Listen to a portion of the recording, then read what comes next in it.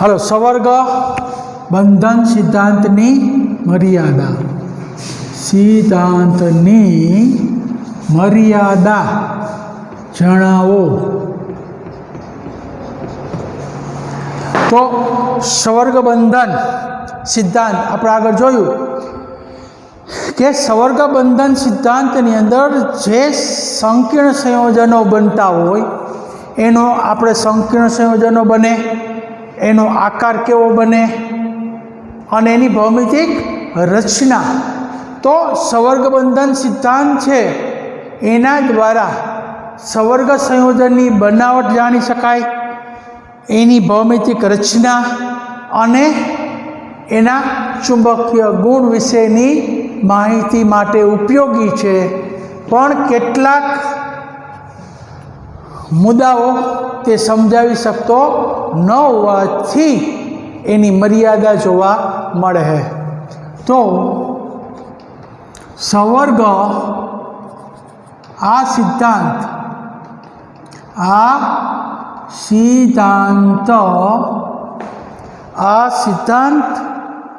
सवर्ग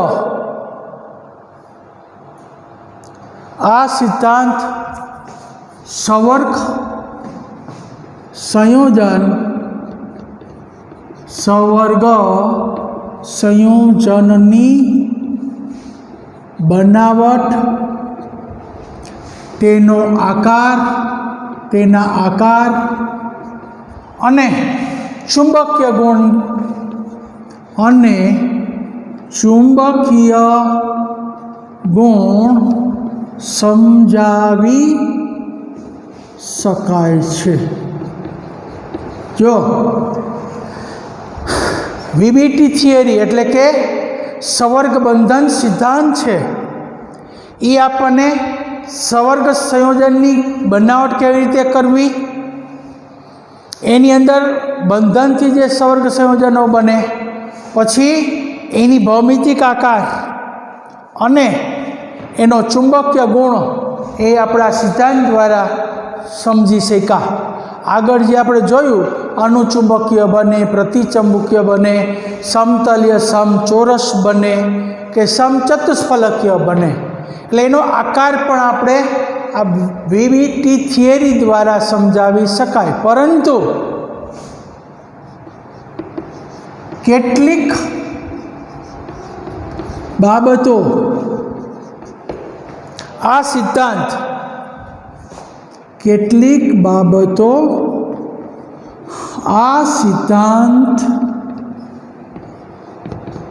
समझावी सकतो नहीं। हवे केटलीक बाबतो है कि दाखला तरीके जे सवर्ग संयोजनों एमां धातु आयन अने लिगेंड एनी पारस्परिक क्रियाओ थाय अने एक प्रकारनुं बंधन थाय। पारस्परिक क्रियाओ थई अने बंधन थाय तो जुदा जुदा संकीर्णो बने।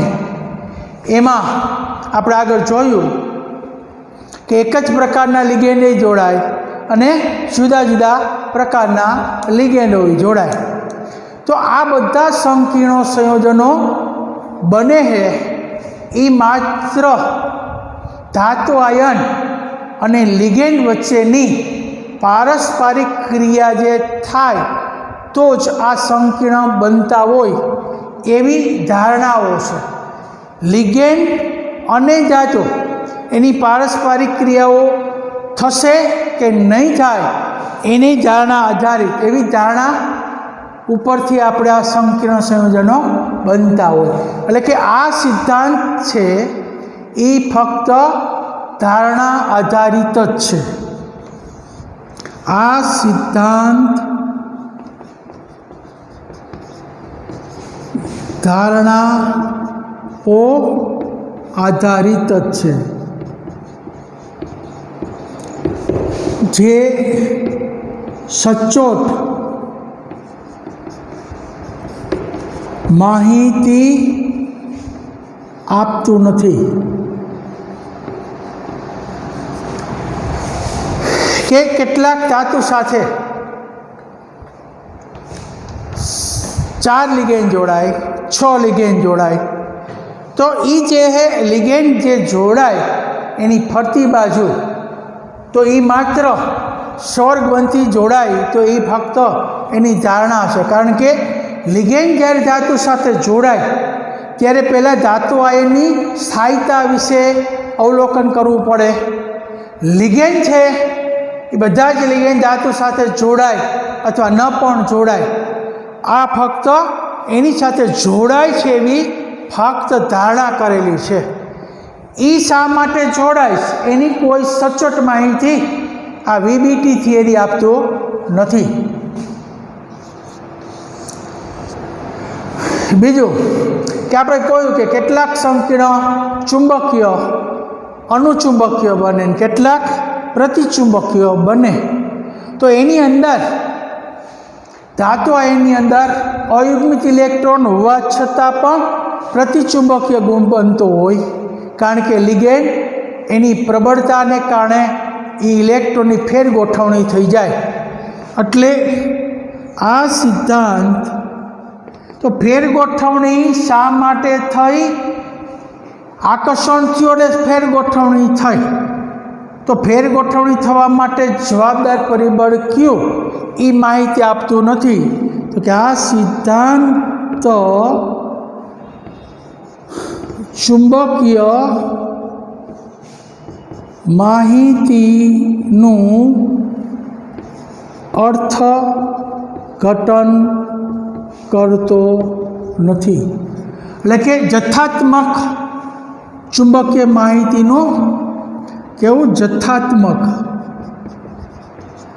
ચુંબકીય માહિતીનું અર્થઘટન કરતો નથી। કારણ કે કેટલાક સંકીર્ણ સંયોજન એની અંદર અયુગ્મિત ઇલેક્ટ્રોન ધાતુ આયન પાસે છે, પરંતુ જ્યારે લિગેન્ડની પારસ્પરિક ક્રિયા થાય ત્યારે એની ઇલેક્ટ્રોન રચના બદલાઈ જાય છે। એને કારણે એનો ચુંબકીય ગુણ બદલાય, એટલે ચુંબકીય માહિતીનું અર્થઘટન કરતો નથી। એટલે કે શા માટે ફેર ગોઠવણી થઈ એના વિશે આ સિદ્ધાંત સમજાવતો નથી। એ ફક્ત ડાયરેક્ટ જ યુગ્મિત ઇલેક્ટ્રોન બતાવી દે અને ખાલી કક્ષકમાં ઇલેક્ટ્રોનને ગોઠવી અને કહી દે કે અનુચુંબકીય છે કે પ્રતિચુંબકીય। ત્રીજી માહિતી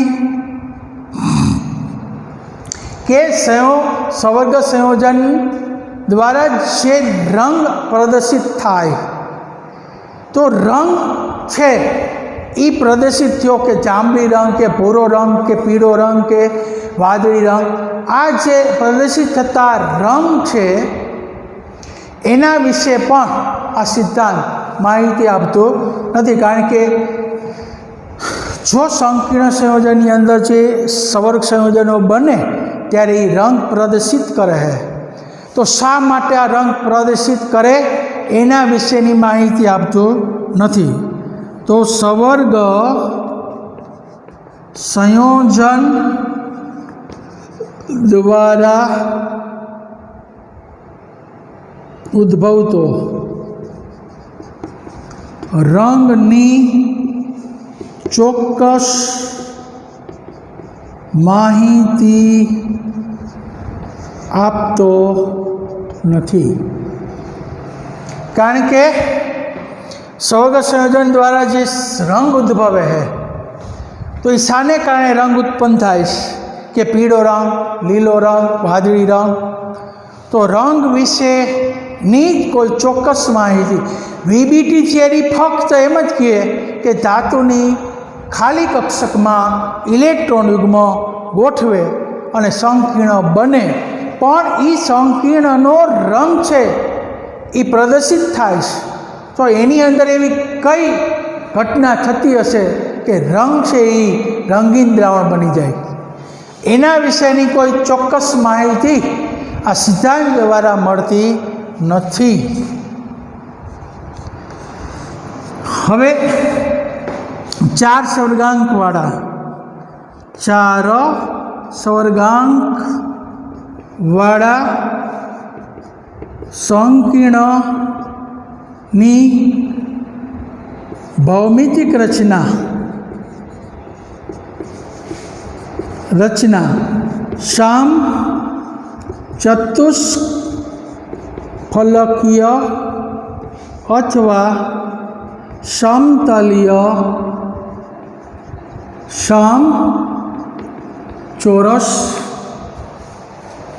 બને તે વિશે જાણી શકાતું નથી. એટલે કે આ સિદ્ધાંતની અંદર એની રચના બદલાઈ જાય છે. સવર્ગાંક તો 4 જ છે. કેટલાક 4 સવર્ગાંકવાળા સંકીર્ણ સમચતુષ્ફલકીય બને અને કેટલાક સમતલીય સમચોરસ બને. તો સમતલીય સમચોરસ બન્યું એ શા માટે બન્યું, એની અવકાશીય ગોઠવણી શા માટે બદલાઈ જાય છે, એના વિશે આ સિદ્ધાંત સમજાવી શકતો નથી. અને સવર્ગ સંયોજનની ઉષ્માગતિકીય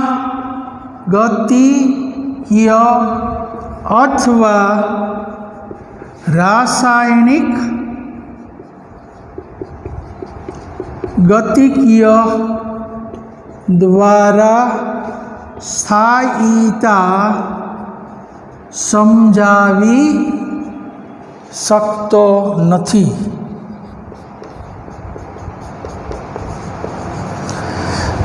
જો કારણ કે આપણે જોઈએ છે કે ધાતુ આયન એની સાથે જ્યારે આમ લિગેન્ડ જોડાય ત્યારે એક પ્રકારનું આકર્ષણ થાય. જો ધાતુ આયનની દિશામાં લિગેન્ડ હોય તો અપાકર્ષણ થાય વધુ, અને કોઈ ધરીની વચ્ચે હોય તો એમાં અપાકર્ષણ ઓછું થાય. તો એને કારણેની ઉષ્માગતિકીયમાં ફેરફાર થાય. આકર્ષણ અને અપાકર્ષણ, અપાકર્ષણમાં ફેરફાર થાય અથવા આકર્ષણમાં ફેરફાર થાય. તો એની અંદર ઉષ્માકીય ગતિની અંદર ફેરફાર થાય. જો અપાકર્ષણ વધુ થાય અને સંકીર્ણ બનતો હોય તો એની સ્થિરતા ઓછી હોય ઉષ્માગતિકીય રીતે, અને અપાકર્ષણ ઓછું થાય તો એની સ્થિરતા ઓની સરખામણીમાં વધુ હોય. તો ઉષ્માગતિકીય રીતે સ્થિરતા આ સિદ્ધાંત સમજાવતો નથી, કારણ કે આ સિદ્ધાંત તો ફક્ત બંધન જ બતાવે છે. ધાતુની ખાલી કક્ષકમાં લિગેન્ડ ફક્ત ઇલેક્ટ્રોન યુગ્મો આપી અને બંધનથી બંધિત થાય છે. એ ખાલી એવું જ બતાવે છે. પણ એ સવર્ગ સંયોજનની ઉષ્માગતિકીય રીતે એટલી સ્થાયીતા જોવા મળે એના વિશે એ સમજૂતી આપતો નથી. અને છઠ્ઠો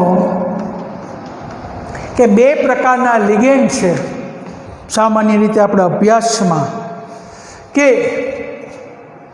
CO, CN, Na3 જેવા પ્રબળ લિગેન્ડો અને H2O, Cl-,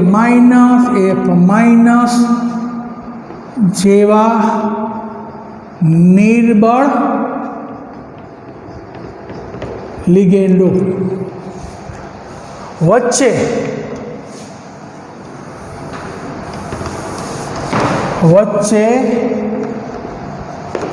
ભેદ જાણી શકાતો નથી. તો સામાન્ય આપણે કહીએ છીએ કે આવા લિગેન્ડ છે એને આપણે પ્રબળ તરીકે લીધા, કેટલાક આવા લિગેન્ડ છે એને નિર્બળ તરીકે લીધા.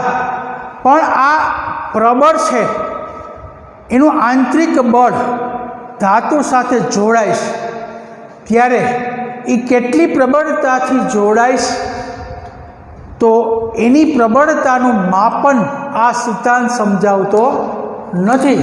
એ ફક્ત ઇલેક્ટ્રોન યુગ્મ સાથે બંધિત થાય એટલી જ માહિતી આપે છે.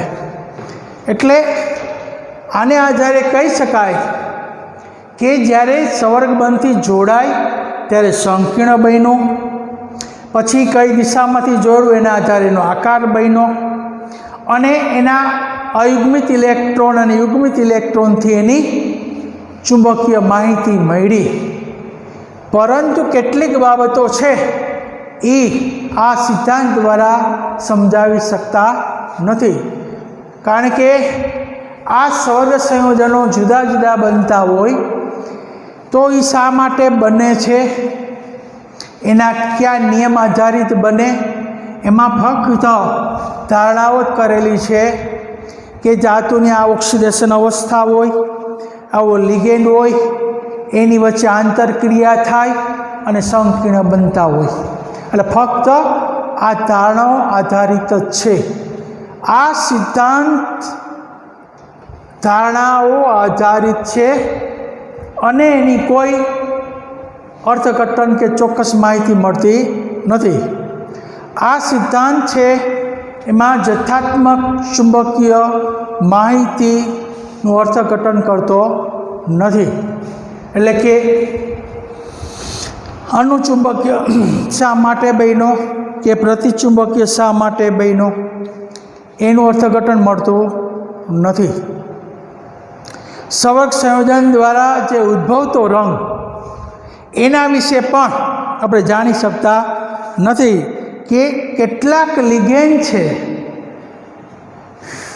ધાતુ સાથે જોડાય તો એનો દાખલા તરીકે ભૂરો રંગ બનતો હોય અને એમાંનો એક લિગેન્ડ બદલાય તો એનો રંગ બદલાઈ જાય.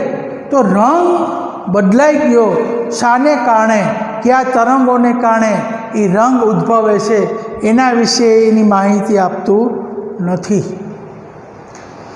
અને 4 સળગાંકવાળા સંકીર્ણો છે એની ભૌમિતિક રચના વચ્ચે આપણે ભેદ જાણી શકાતો નથી, કારણ કે સમચતુષ્ફલકીય બને અને સમતલીય સમચોરસ પણ બને. અને સવર્ગ સંયોજનો જે બનતા હોય ત્યારે ઉષ્માગતિકીય રીતે કે રાસાયણિક ગતિકીય રીતે એની અંદર ઉર્જાનો ફેરફાર થતો હોય ત્યારે એની સ્થાયિતા બદલાય છે. તો એની સ્થાયિતા વિશેનું અર્થઘટન થતું નથી. અને કેટલાક નિર્બળ લિગેન્ડ છે તો કેટલાક પ્રબળ લિગેન્ડ છે, એની વચ્ચેનો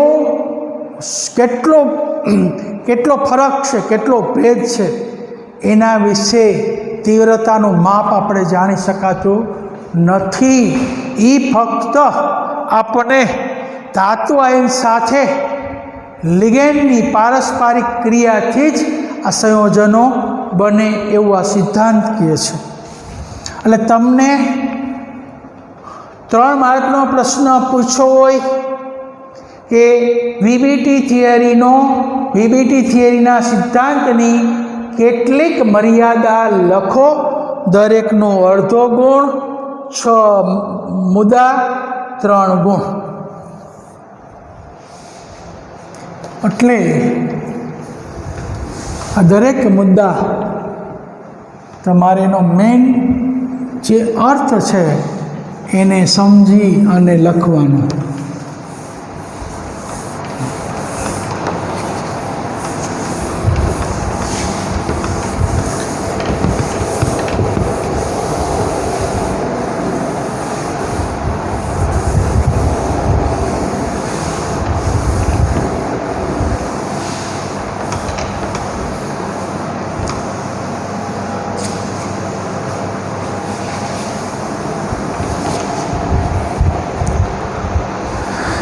હવે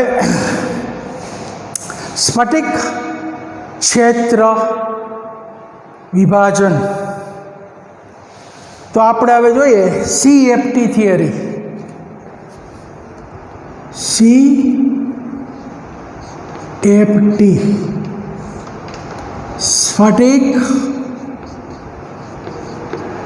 ક્ષેત્ર વિભાજન.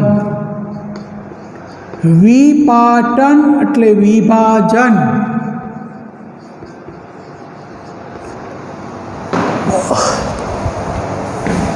Critical field theory. તો ક્રિસ્ટલ ફિલ્ડ થિયરી, ક્રિસ્ટલ એટલે સ્ફટિક, ફિલ્ડ એટલે ક્ષેત્ર, અને એનો સીધા વિપાટન એટલે વિભાજન સિદ્ધાંત. સિદ્ધાંત એટલે થિયરી. સ્ફટિક ક્ષેત્ર વિપાટન થિયરી. ક્ષેત્ર વિપાટન એટલે વિભાજન. તો સામાન્ય રીતે આ જે સિદ્ધાંત છે એની અંદર તો કે આ સિદ્ધાંત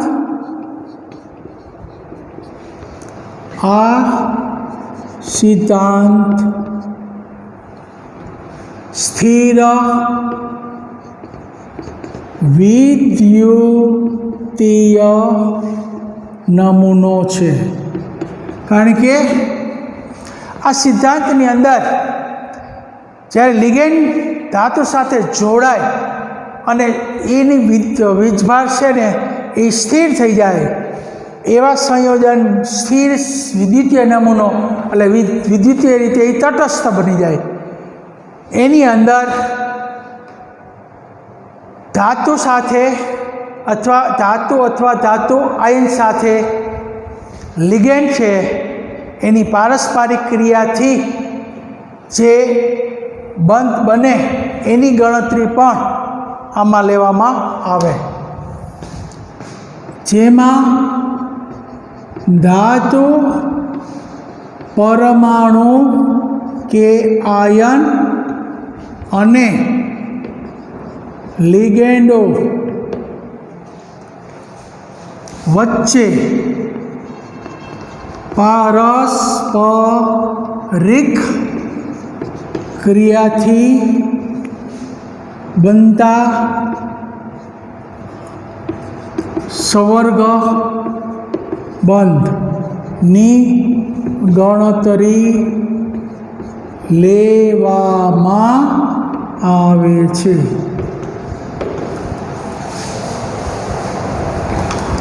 એટલે બંધ કોઈ પણ બંધ બનતો હોય,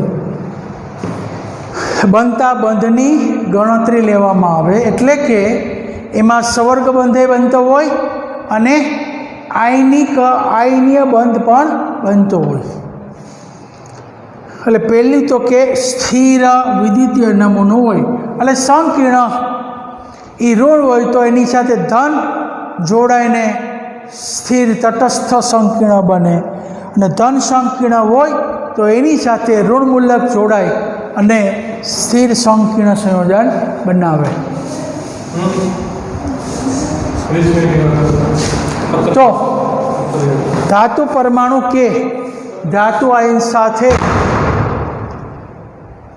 લિગેન્ડો વચ્ચે એક પ્રકારની પારસ્પરિક ક્રિયા થઈ અને બંધ બનતો હોય એવા બંધની ગણતરી કરવામાં આવે.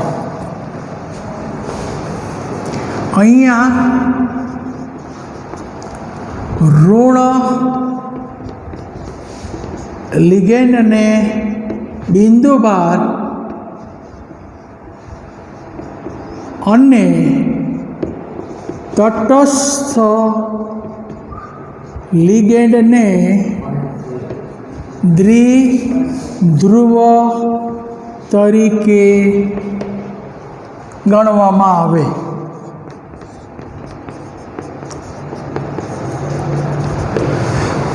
ઋણ લિગેન્ડ હોય તેને બિંદુભાર, કારણ કે એની ઉપર -1 -2 -3 એવો વીજભાર હોય એટલે એને બિંદુભાર કહેવાય.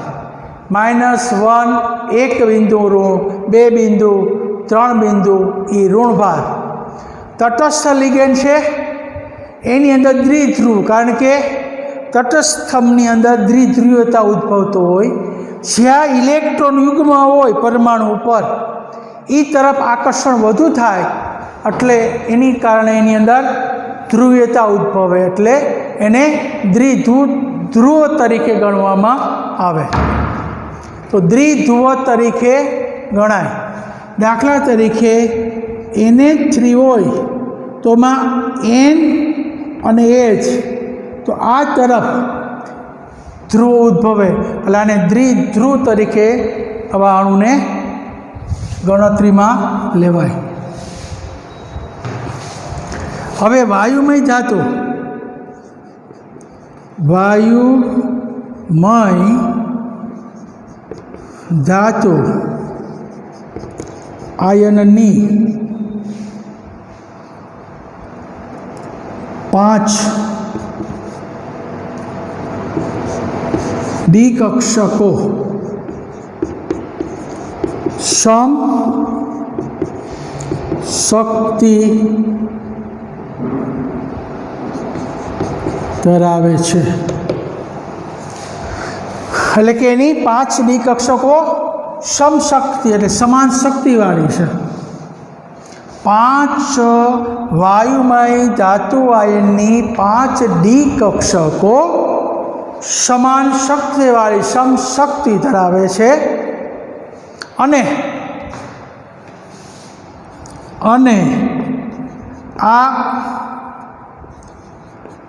આ ધાતુ આયનના ઇલેક્ટ્રોન, ઋણ ઇલેક્ટ્રોન, ઋણ વીજભાર,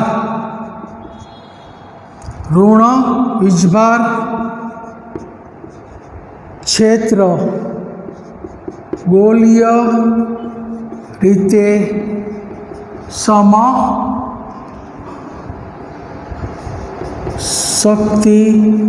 રૂપે હોય છે. એટલે કે ધાતુ આયનના જે ઇલેક્ટ્રોન હોય એના ઋણ વીજભાર ક્ષેત્ર ગોળીય રીતે સમશક્તિ રૂપે ગોઠવાયેલા હોય. હવે ધાતુ આયનની સાથે લિગેન્ડો ગોઠવાય ત્યારે લિગેન્ડના ઇલેક્ટ્રોનના ઋણ વીજભારને કારણે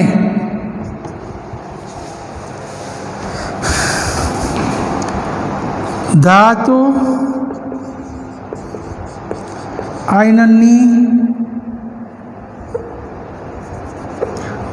આયનના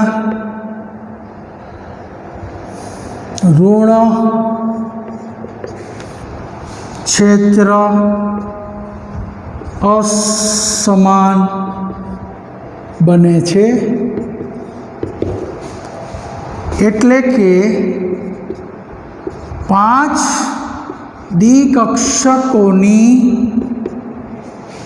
શક્તિ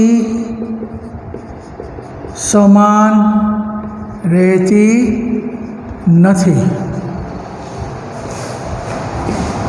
એટલે કે અસમાન શક્તિવાળી કક્ષકો બને છે. એટલે દાખલા તરીકે હું તમને સમજાવું કે જો એમ ધાતુ અથવા ધાતુ આયન એનો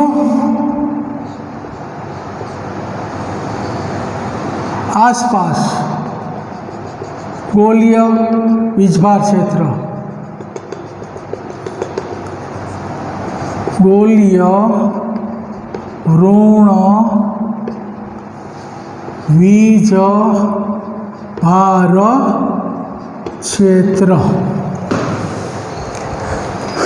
ગોલીય વીજભાર ક્ષેત્ર સમ શક્તિ રૂપે હવે એમ ધાતુ સાથે લિગેન્ડ જોડાય,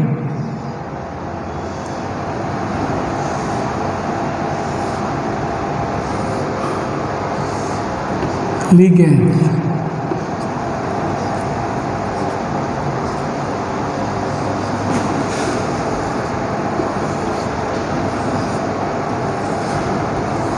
તો 5D કક્ષક અષ્ટફલકીય રીતે असमान अथवा समान शक्ति स्वरूपे जोवा मळती नथी, कारण के धातु अने लिगेंड आनो ऋण भार अने आनो ऋण भार वच्चे आंतरक्रिया थाय एटले द्विकक्षक छे ए समान शक्ति रूपे रहती नथी, एटले एनी द्विकक्षक छे ए असमान शक्ति स्वरूपे जोवा मळे। એટલે આપણે કીધું કે ધાતુ આયન સાથે લિગેન્ડો ગોઠવાય ત્યારે લિગેન્ડના ઇલેક્ટ્રોન અને ઋણ વીજભાર, આ જે ગોળીય વીજભારને કારણે ધાતુ આયનના ઋણ ક્ષેત્ર સમાન બની જાય, એટલે કે 5D કક્ષકો શક્તિ સમાન રહેતી નથી, એટલે કે અસમાન શક્તિવાળી કક્ષકો બને છે।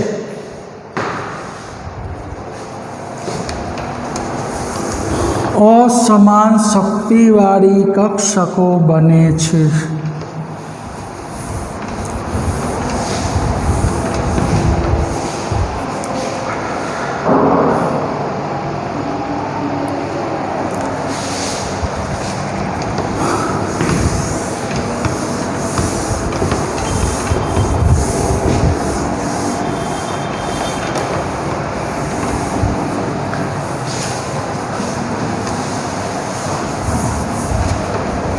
હવે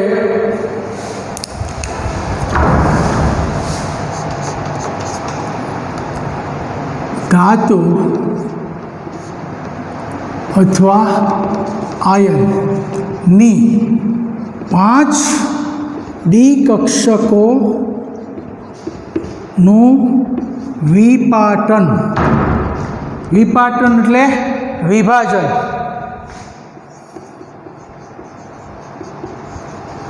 વિભાજન થાય છે,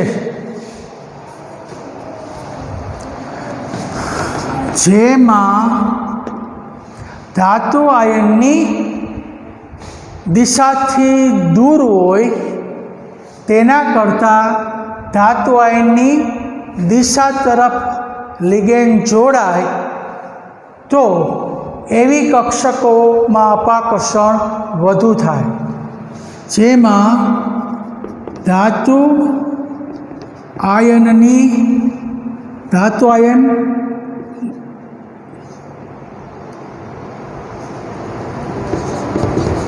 કક્ષકોની દિશામાં લિગેન્ડ જોડાય તો धातु आयननी कक्षकोनी दिशा में लिगेंड जोड़ाय तो अपाकर्षण वधारे थाय।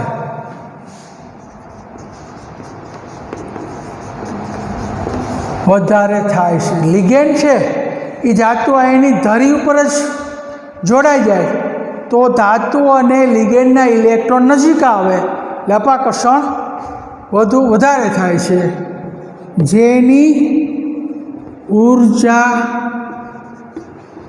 ऊंची जाय छे। आवी कक्षको ऊंचा ऊर्जा स्तर में गोठवाय।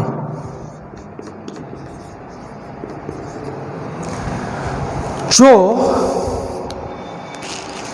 जे धातु आयननी कक्षक अने लिगेंड ए ज दिशा में होय तो एनी वच्चे अपाकर्षण वधारे थाय तो एवी कक्षकनी ऊर्जा ऊंची जाए तो आवी कक्षको ऊंचा ऊर्जा स्तरनी अंदर गोठवाई जाए अने धातु आयननी कक्षकोनी दिशा लिगेंड थी दूर होय तो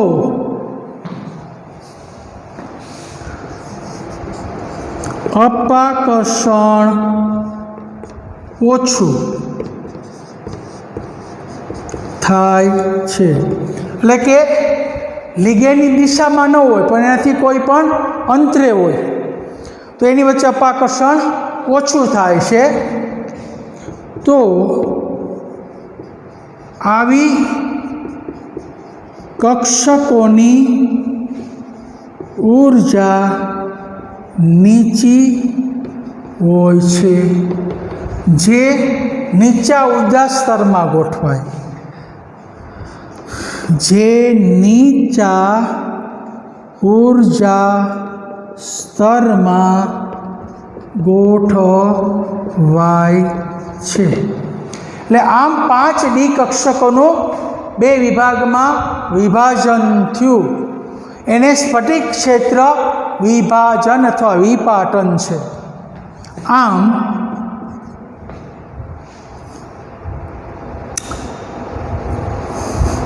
સ્ફટિક ક્ષેત્રનું વિપાટન એટલે વિભાજન થાય છે વિભાજન થાય છે। જે સ્ફટિક ક્ષેત્રના સ્વભાવ એટલે કે પ્રકૃતિ પર આધાર રાખે છે। એટલે આપણે જોયું કે ધાતુ છે વાયુમય ધાતુ એ વાયુમય ધાતુ છે એની 5D કક્ષક છે એ સમશક્તિવાળી જ છે।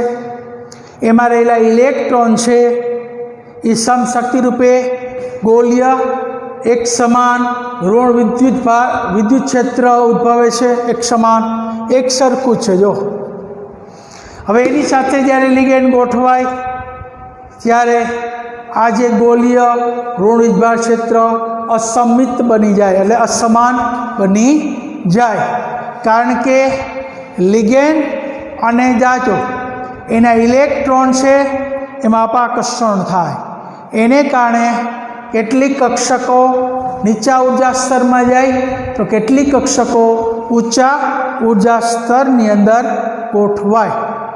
હવે ધ્યાન રાખજો કે નીચા ઉર્જા સ્તર અને ઊંચા ઉર્જા સ્તર માટે કક્ષકો કઈ રીતે નક્કી થાય।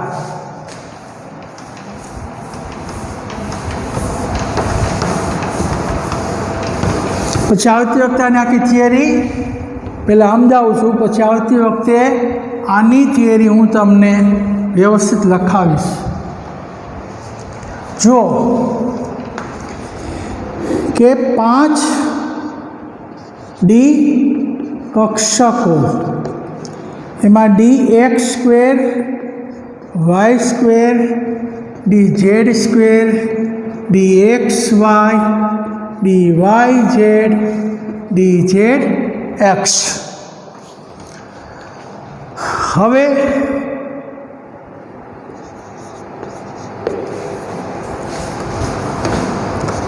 ધાતુની કક્ષકની દિશામાં dx² y² અને dz² હોય।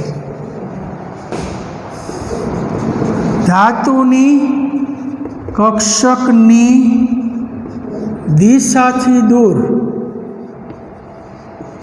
તો એમાં dx, y, dy, z, dzx। એટલે ધાતુની કક્ષકની દિશા તરફ આ બે કક્ષક ગોઠવાયેલી અને ધાતુ કક્ષકની દિશાથી દૂર આ ત્રણ કક્ષક ગોઠવાય। આથી બે ડી કક્ષકો ઊંચા ઉર્જા સ્તરમાં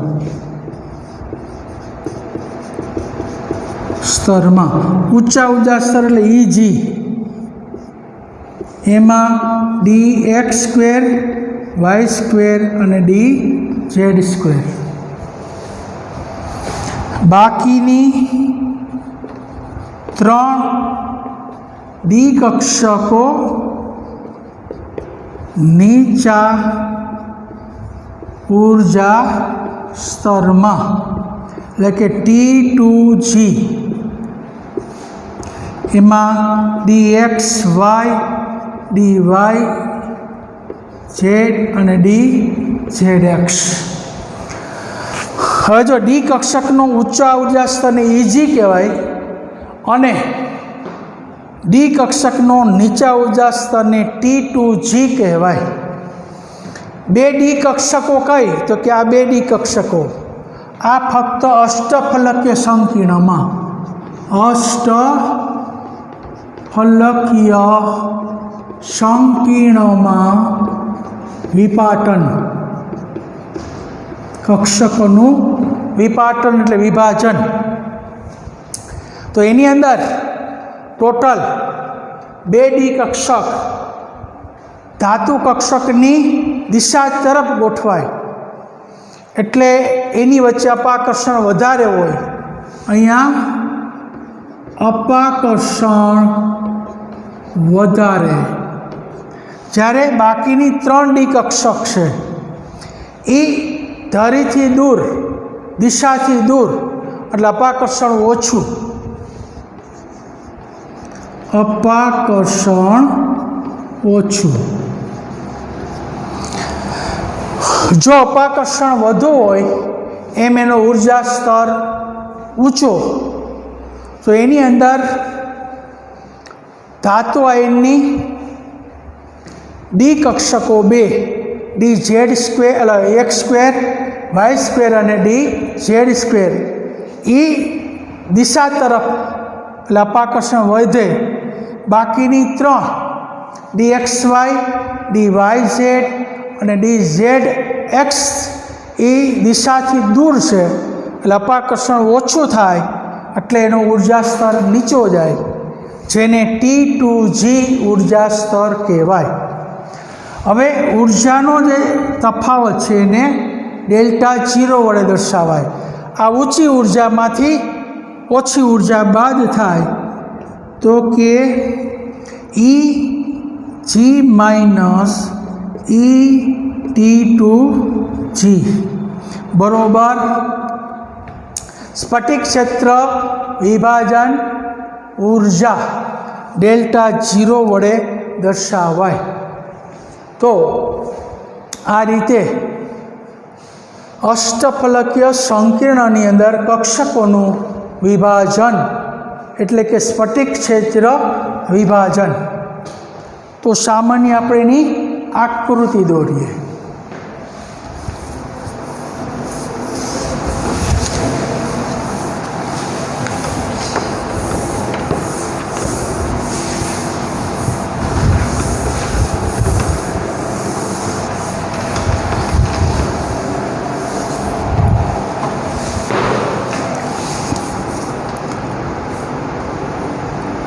પેલી 5 ડી કક્ષકો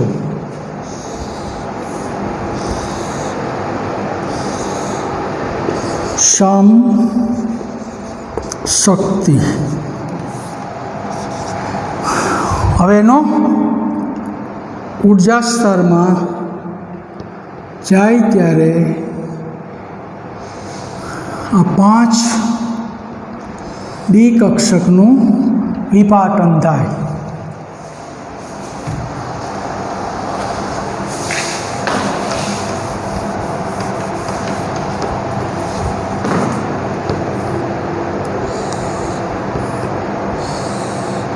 પાંચ ડી કક્ષકો